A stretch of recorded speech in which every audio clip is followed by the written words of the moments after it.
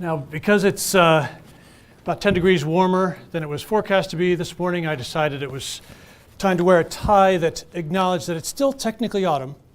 I got some leaves on here. Actually, OERDC here is one of the places where the leaves sort of held on the longest.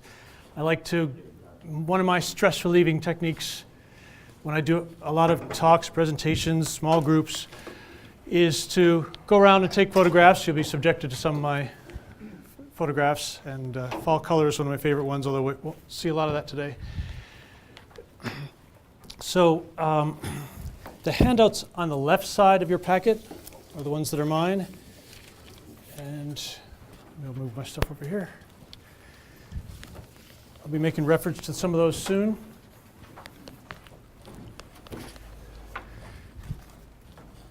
And walking you through some materials. And the handouts also include everything that's going to appear on screen is in your handouts. So a little information about me. I used to work as a psychotherapist. I've actually had a lot of jobs working in schools and outside of schools over the years. Now I do mental health education talks like this from the Counseling Center. There's my email address. If there's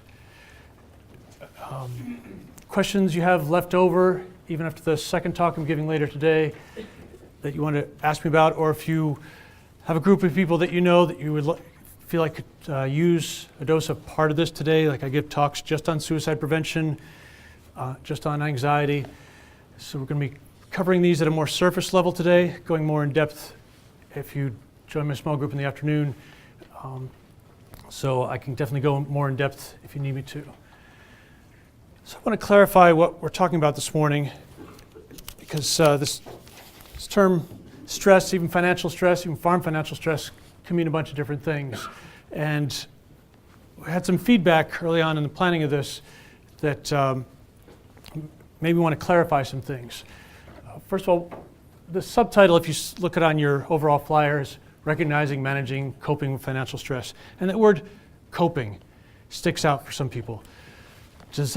If we're giving a talk about coping, does that mean you're saying I'm not coping well enough as it is? And that's not the case. It's that there may be some different parts of coping that you hadn't focused on.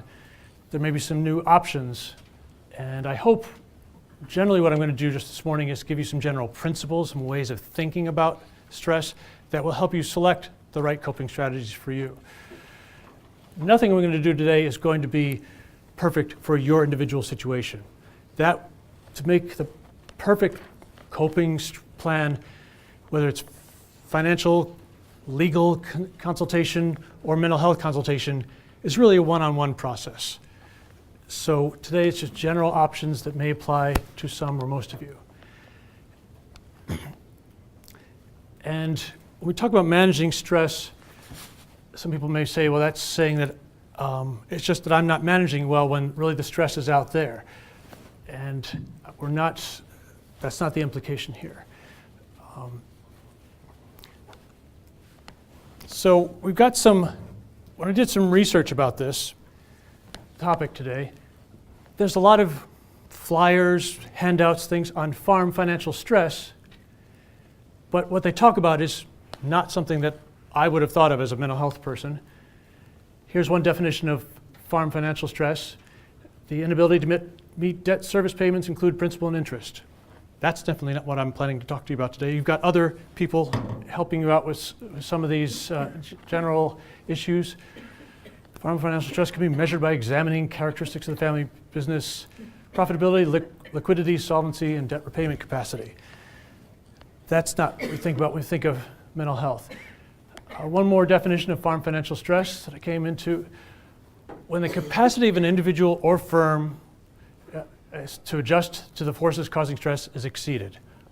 That's getting a little closer to what I think of as a mental health person. When our ability to cope gets pushed a little too far, that's when we may be experiencing the emotional, the personal part of stress.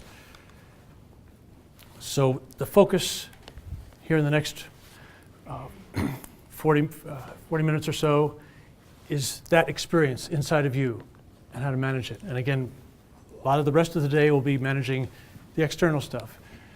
So I want to clarify some terms and introduce some terms that may be useful to you in thinking about this,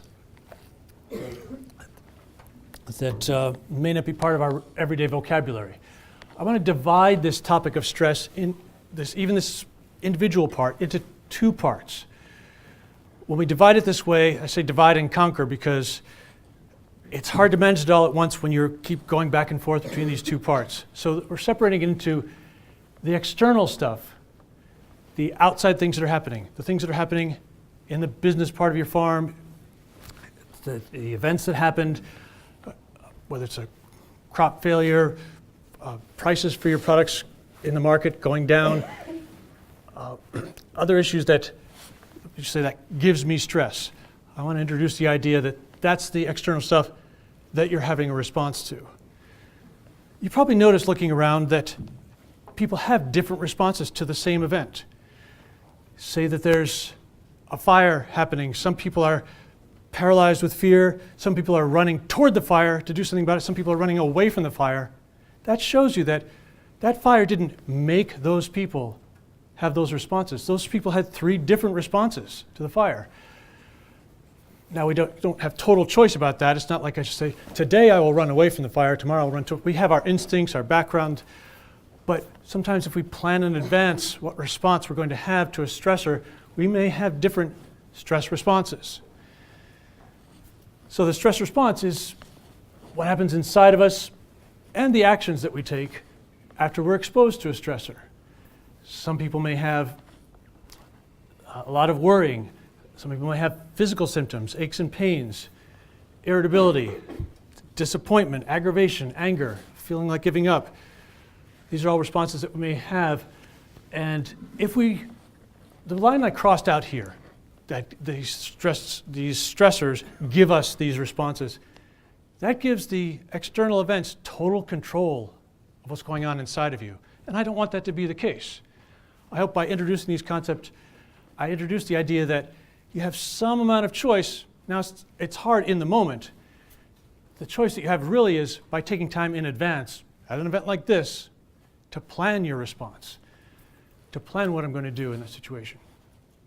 An example I give at one of the other trainings that I do is if a bee is flying around us.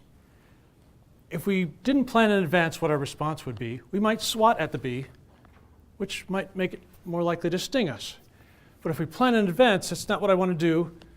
We might plan, I'm going to just walk straight away without making too many movements and hope that it doesn't follow me. And maybe with some kinds of insects, it works to hold your breath. Like mosquitoes, they're attracted to the carbon dioxide in your breath. With bees, I'm not sure that's the case. And now, since there's a more sophisticated audience when it comes to living creatures, I want to point out the advanced example of if you say, well, if I get to kill the bee, if I can step on it, then I'm good. I'll choose that response. What happens if you step on a yellow jacket? Anyone know? Yes? They give off something that attracts others. Yes, that's right. And I learned that, unfortunately, yellow jackets tend to build a nest in the ground, ran over one with my lawnmower, and got stung in the legs multiple times.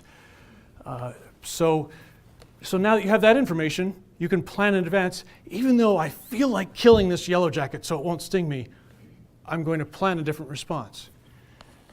So under the stress of a yellow jacket flying around me, I can still choose something that goes against my instincts. And some stress responses go against instincts. I do parenting workshops, and sometimes our kids are yelling at us. We have an instinct to yell back, and that is not the response that actually will de-escalate the situation or teach them the lessons we want them to learn. So I hold that up there because I hope you digest that concept. This external stressors, that we have some amount of choice about our response, especially if we plan in advance.